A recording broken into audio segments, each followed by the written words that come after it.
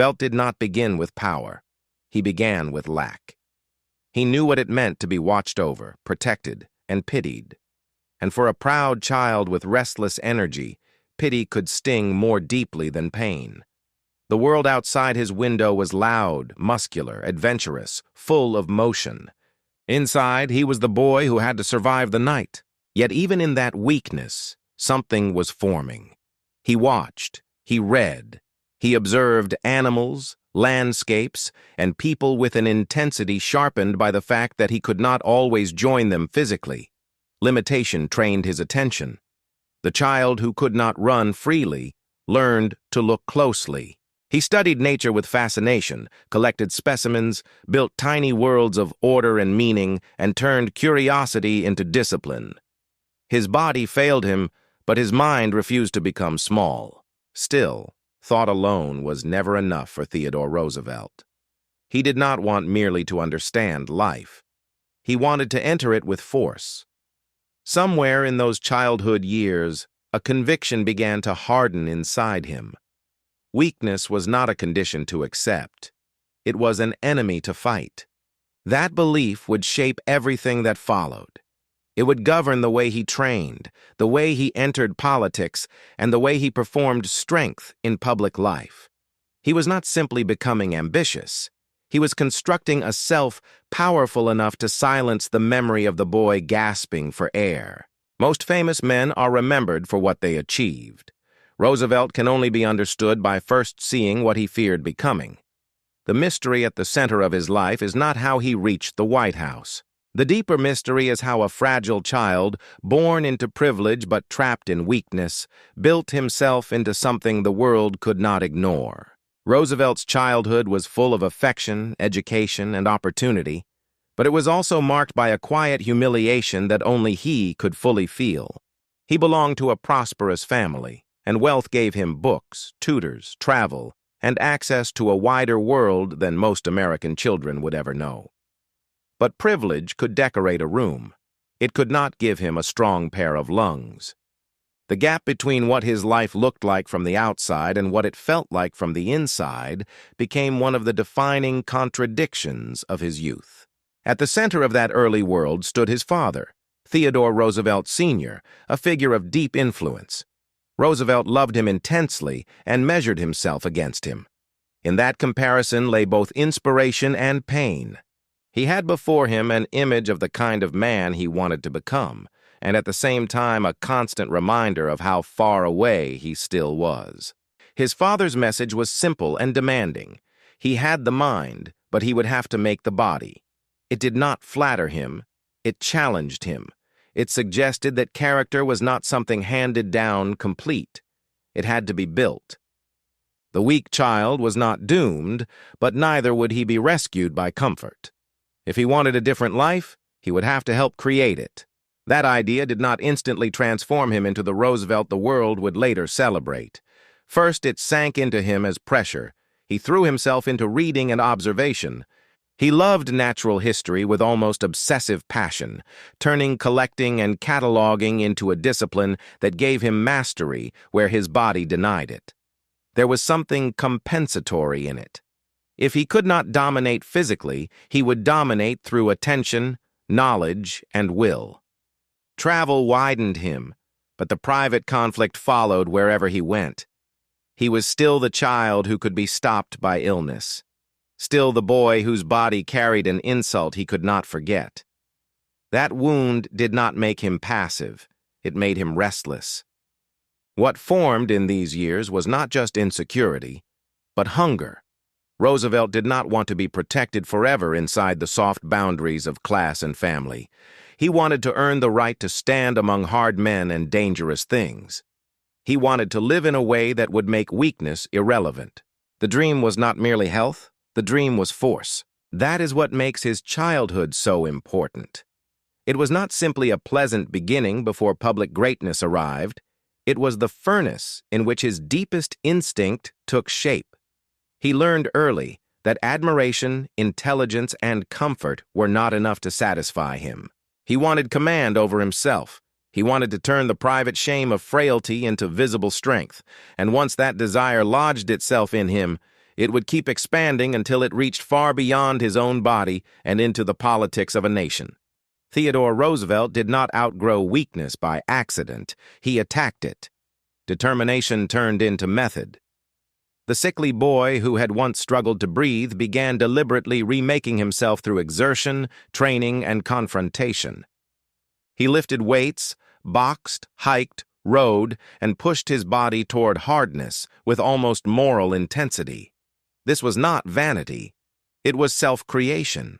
Every hour of effort was part of a larger rebellion against the life his body had first assigned him. He entered Harvard, carrying more than academic promise. He carried an appetite to prove that intellect and vigor could live in the same man.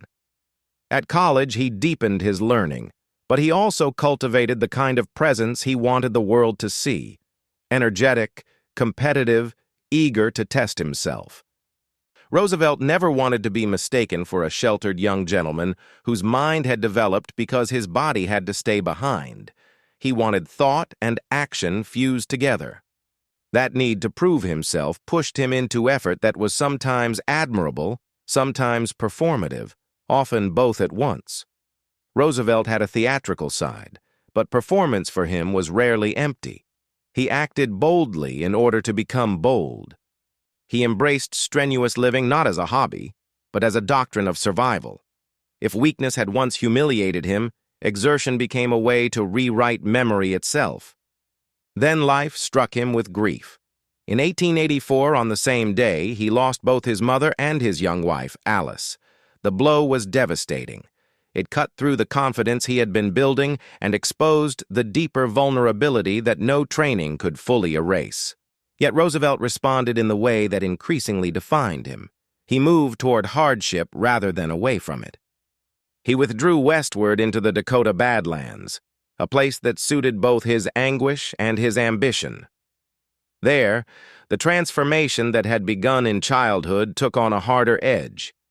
Ranch life, physical danger, rough landscapes, and the company of men far removed from New York drawing rooms allowed Roosevelt to test his identity in a new register. The West offered him something he had long craved, a setting in which strength, endurance, and nerve were not symbolic virtues, but practical necessities. He rode long distances, hunted, managed cattle, suffered losses, faced brutal weather, and absorbed the harsh education of a place that did not care about pedigree. The Badlands did not turn him into a different person so much as ratify the person he had been trying to build for years. He was no longer merely resisting weakness. He was discovering that difficulty itself could become a source of meaning. Out of grief, labor, and self-discipline emerged a man with a clearer creed. Life was to be met head-on. Effort was a duty.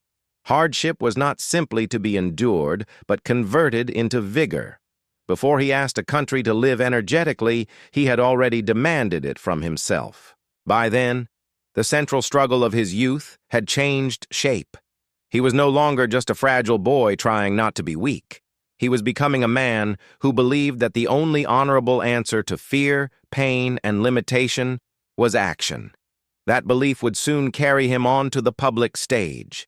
When Roosevelt entered public life, he did not appear as a cautious aristocrat drifting naturally into office. He arrived like a man impatient with stagnation. Politics, for him, was never supposed to be a quiet management of influence. It was conflict, reform, movement, moral assertion. The same temperament that had once driven him to fight his own body now drove him to challenge corruption, complacency, and weakness in public institutions. He first made his mark in New York politics, where his energy quickly distinguished him. He was young, privileged, and unusually forceful, which made him easy to underestimate and hard to ignore. Roosevelt had a gift that many politicians lack. He could turn moral intensity into public drama. He did not merely hold opinions, he embodied them. The reformer's role fit him because it allowed him to merge conviction with combat. His rise was not smooth. He moved through different offices, learned the mechanics of power, and absorbed the friction between idealism and reality. Yet each role strengthened his public identity. Police commissioner, civil service reformer, assistant secretary of the Navy, governor of New York. These were stages in the making of a national figure.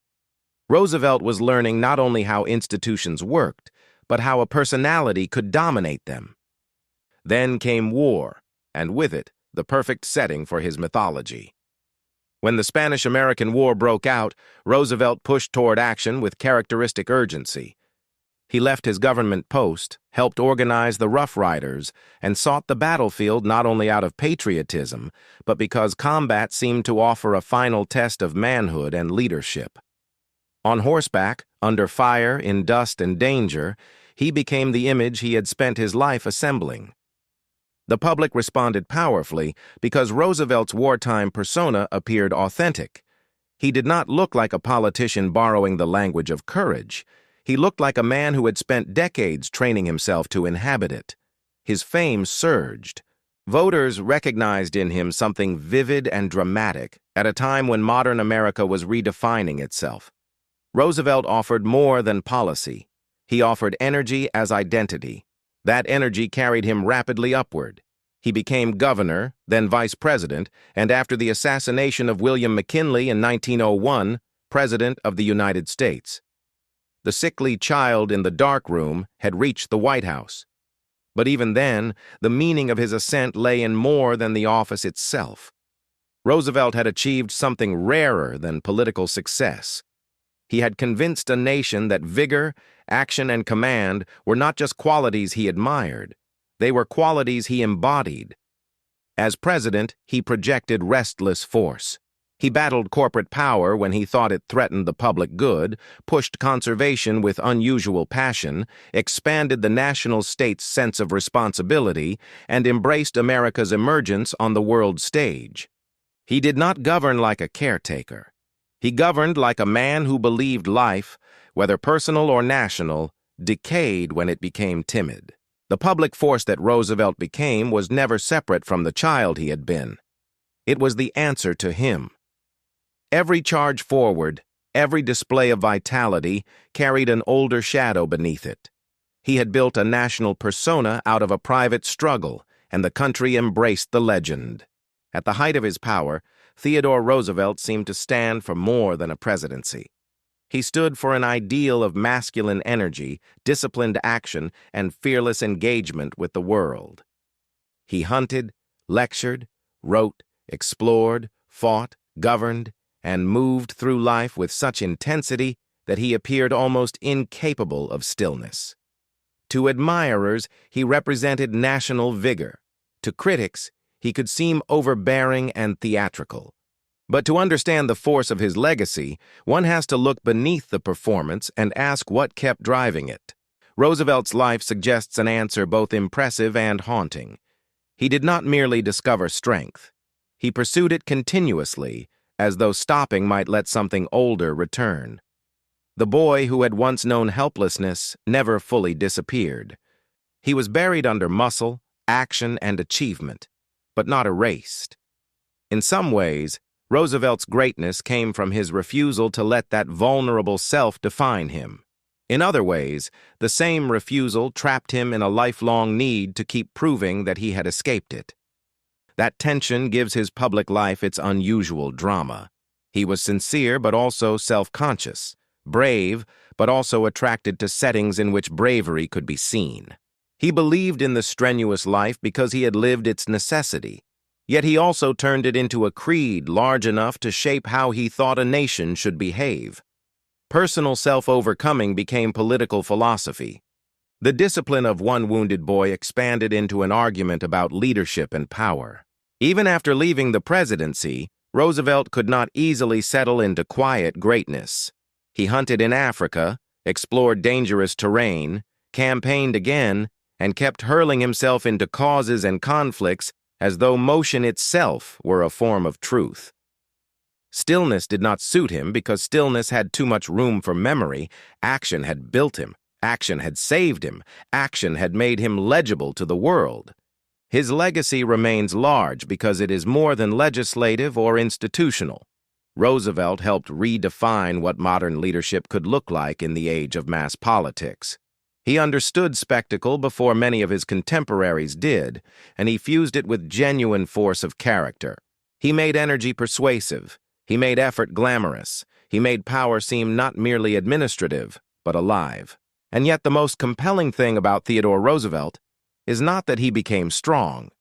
It is that he turned strength into a lifelong answer to fear. He did not come from obscurity. He did not rise from material deprivation. His story is more psychological than that. He came from comfort into conflict, from privilege into struggle, from frailty into performance, from private insufficiency into public command. That is why his life still resonates.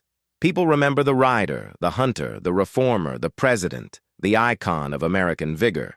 But beneath all those images was a child fighting for breath and refusing to let that be the final truth about him. The larger his legend became, the more remarkable the origin looked. Theodore Roosevelt spent his life outrunning weakness. In doing so, he built one of the most forceful identities of his age. He did not simply enter history as a powerful man. He made power his answer to vulnerability. And that, more than office or fame, is the real story of how Theodore Roosevelt was made.